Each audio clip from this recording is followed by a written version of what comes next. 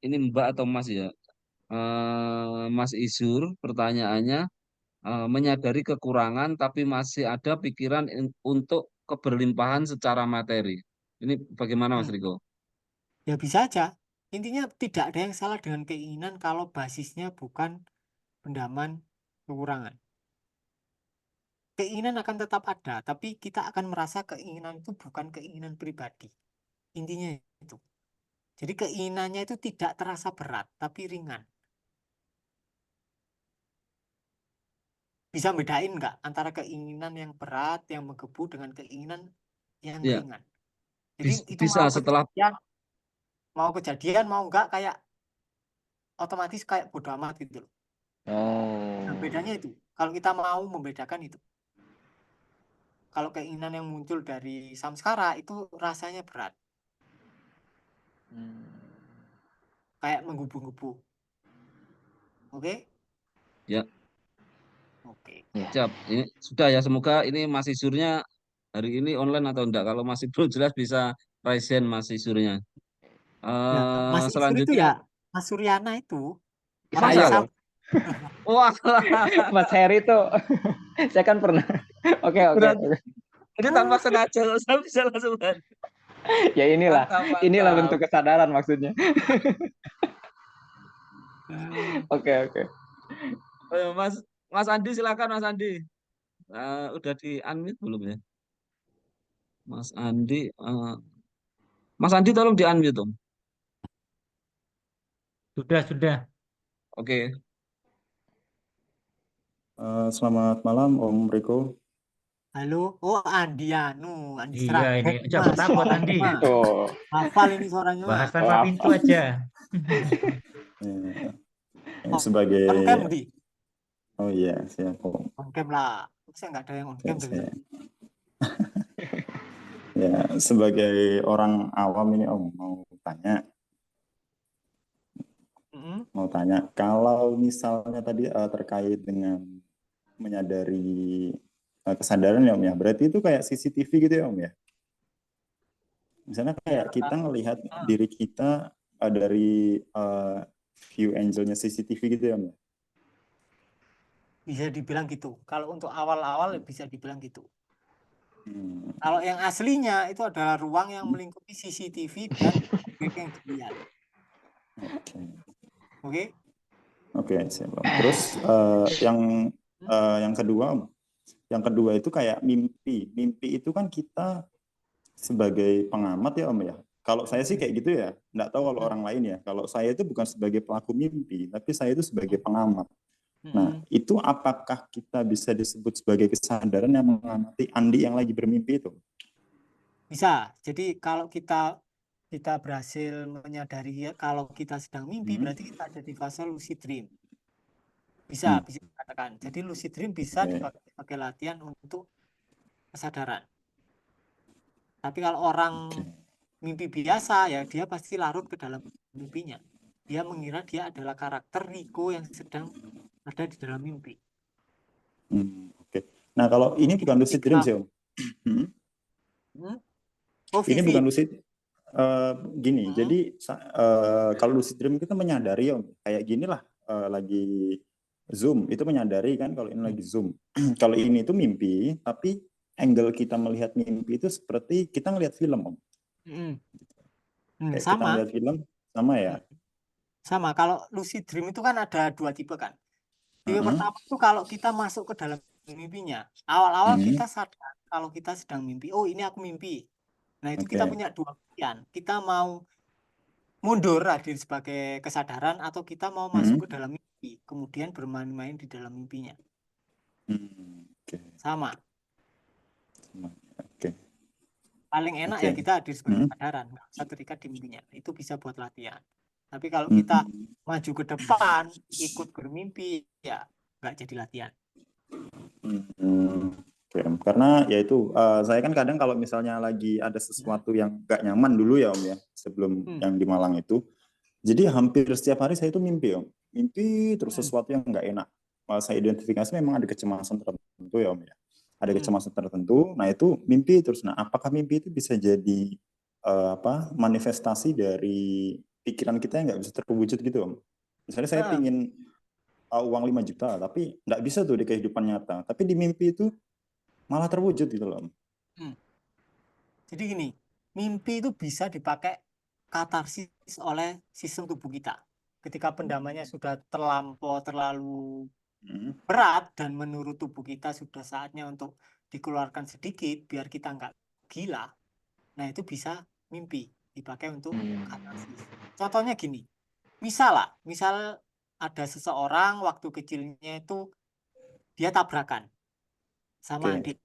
Nah, adiknya meninggal. Sampai sekarang dia belum bisa menerima kejadian itu dan trauma. Dan semakin dari tahun ke tahun, traumanya semakin besar. Dan ada saatnya tubuh kan bijak kan. Dia tahu, tubuh kita tahu kalau traumanya ini kalau dibiarkan sehari lagi ini pasti meledak dan bisa jadi gila. Nah, di saat itu tubuh harus ngetrik. Dia akan bermimpi, mungkin mimpinya simbol, nggak mungkin mimpinya adiknya mati ditabrak mobil, nggak mungkin. Pasti pikiran kita ngambil simbol. Entah itu mungkin ada 2 burung yang lagi terbang, terus satunya ketembak pemburu, atau tiba-tiba di hutan ada 2 kancil, yang satu dikejar harimau, terus mati, satunya bisa kabur. Jadi perlu simbolik, karena bahkan di dalam mimpi, kita masih tidak bisa menerima secara utuh. Jadi tubuh kita butuh membuat simbol untuk pola katarsis. Makanya yang paling fatal dari pola kehidupan masyarakat modern itu adalah orang-orang yang nggak bisa tidur. Ketika orang nggak bisa tidur, dia semakin stres. Kemudian opsi kedua pasti dia minum obat tidur. Nah, ketika dia minum obat tidur, terus berhenti obat tidurnya, dia baru sadar kalau traumanya itu sudah sangat melebihi ambang batas. Kemudian di titik itu baru muncul keinginan bunuh diri. Makanya orang yang mau berhenti obat tidur itu harus didampingi oleh dokter khusus. Kalau nekat ya pasti muncul keinginan bunuh diri, pasti. Karena puncaknya ya. Karena sudah memuncak. Oke, makasih Om, penjelasannya bagus banget nih buat saya yang masih awam ini Om, apalagi terkait kayak gitu belum begitu paham. Terima kasih ya waktunya Om Heri, Om Joko. Ya Mas Andi, sama-sama. Ya Mas Andi, ketemu tanggal 25 Mas Andi ya. Dia janjian. Udah bocor aja deh. Udah bocor aja. Aduh, boleh. Terima kasih. Jadi malu. Ya ini. Jadi buat teman-teman kalau yang tanpa pintu itu, jadi kelasnya berupa online ya, yang ada e-book dan video. Nah itu kalau mau yang belum join bisa join di tanpapintu.com. Kemudian yang letting in itu sebenarnya pembahasannya kita selama 1 hari penuh dalam workshop itu, kalau banyak berapa jam ya nggak nyampe waktunya itu ya. Kalau untuk workshop letting in yang nanti di Bali khusus hari ini nanti bisa chat saya, nanti ada bonus ini buku 1 jeda sama kaos tanpa pintu gitu ya. Udah kasih ilmu, kasih bonus ya. Ya, khusus peserta malam ini sadar. aja gitu. Oke, lanjut. Sebelum Mas Ali sebentar ya, saya bacain 1 kali pertanyaan dulu nih. Dari siapa ini? Realme RMX. Malam Mas Riko, seminggu ini mirroring belum muncul pendaman emosinya, tapi muncul asap di cermin sehingga jadi buram kacanya. Baiknya bagaimana Mas supaya samskara bisa muncul untuk kita sadari dan letting in. Jadi ini emosinya nggak muncul Om, tapi di kacanya tuh malah muncul asap ini katanya. Nggak ada namanya ini. Bagaimana Om? Jadi kalau muncul asap berarti fenomena visual, dibiarin aja, nggak usah terlalu dipikir. Nah, ada 2 kemungkinan. Kenapa kok emosinya nggak muncul?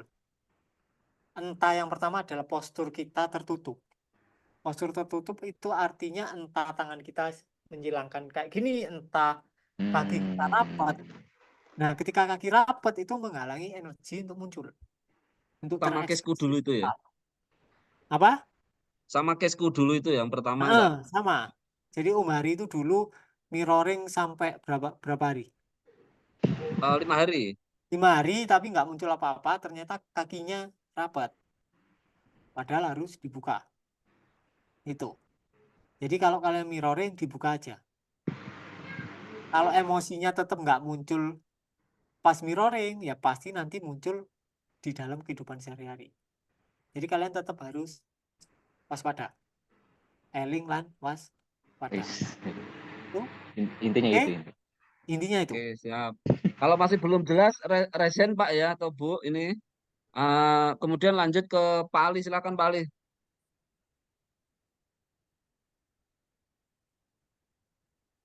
Ya, selamat malam.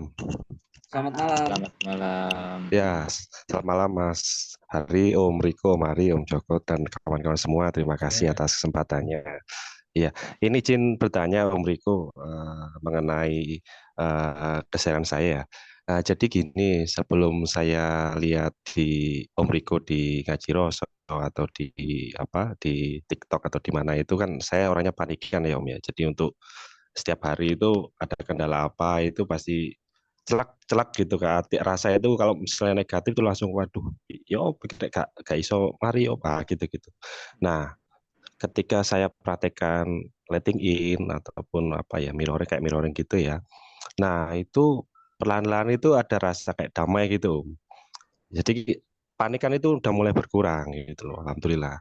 Nah, cuman rasa keinginan itu juga agak terkikis itu. Jadi kayak seolah-olah wah gak usah pengen ini pengen inus pokoknya melaku gitu. Tapi dengan pelan-pelan itu kayak masalah demi masalah itu sedikit-sedikit teratasi gitu. Nah, itu langkah-langkah seperti itu yang saya alami apakah udah benar atau apa yang perlu dikoreksi gitu untuk ke depan saya gitu. Soalnya saya kan juga misalkan nih saya juga ada tanggungan kebutuhan ekonomi rumah yang harus saya cicil, tapi pendapatan saya juga nggak menentu gitu. Jadi saya juga sebenarnya anjir iri, jadi ya wis pokoknya jalan gitu istilahnya. Nah, sebagai catatan kemarin saya ikut kelas ini Om apa namanya durasi lama itu ya Om ya. Nah, ketika di lotre untuk maaf saya share di sini ya Om ya. Ya udahlah saya Nggak dapat apa. apa enggak terserah yang Yes, yang nggak apa-apa. kelas itu Om yang tambah lama. Ternyata saya dapat nomor satu. Ya sudah alhamdulillah itu maksudnya salah satu praktek. Oh, mungkin ini ya ini tuh gitu. Om. Iya iya Om. Kurang lebih itu aja Om Riko mohon tanggapannya. Terima kasih banyak Om Riko. Iya. Salam. Jadi gini, udah bagus, prakteknya udah sesuai. Jadi ketika untuk kita sign utama kita memutuskan kita ada di track yang benar adalah kriterianya adalah kita bahagia dan tidak menderita. Kalau dalam keseharian kita bahagia, nggak menderita, berarti tracknya udah benar. Intinya itu. Oke. Oke. Jadi kalau kita Siap. bahagia, terus nggak menderita, terus keinginan pribadi mulai terkikis, dan tiba-tiba muncul keinginan yang selama ini tidak kita yang tidak pernah kita inginkan secara sengaja, ya udah dibiarin. Kalau muncul tiba-tiba muncul, nah ini juga perlu disadari hasilnya. Muncul apa namanya? Muncul kata-kata yang Pak Ali tadi loh. Apa sih kata-kata apa tadi? Gak apa-apa gitu ya, gitu bukan? Nah, itu harus Tiga disadari datis juga. gak apa-apa. Itu kan juga pemikiran kan. Iya. Betul Biasanya Om jadi Riko. jebakan. Itu biasanya jadi super trap. Nah, itu harus disadari Iya. juga. Sampai benar-benar kita ada di posisi yang hening dan kemudian spontanitas terjadi. Itu. Oke. Biasanya Tapi itu pasti ya Om ya, istilahnya mohon maaf saya potong. Ketika saya misalkan nih, maksudnya menerima lah yang nggak enak gitu. Itu alam semesta itu pasti ini ya Om ya, maksudnya mengganti sesuatu yang berarti ini kan dia nerima ada sesuatu hal yang baru atau positif masuk lagi gitu ya Om ya biasanya ya Om ya. jadi gini, Atau gimana Om?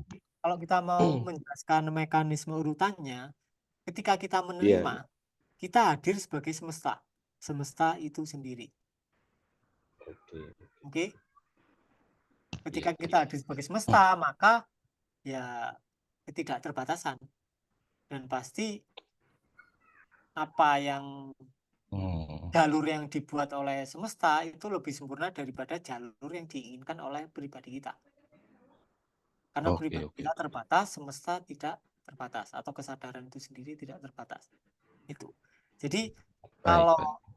kalau pointer dari aku atau saran Iya, dari iya. aku, mungkin bisa lebih disadari untuk apatisnya, kemudian rasa Iya, iya, ketakutan, iya. kemudian mungkin rasa itu tadi yang mendasari ya udah jalani aja. Itu biasanya ada pemikiran apatis di situ. Oh, iya, Itu iya. itu perlu disadari lebih lanjut.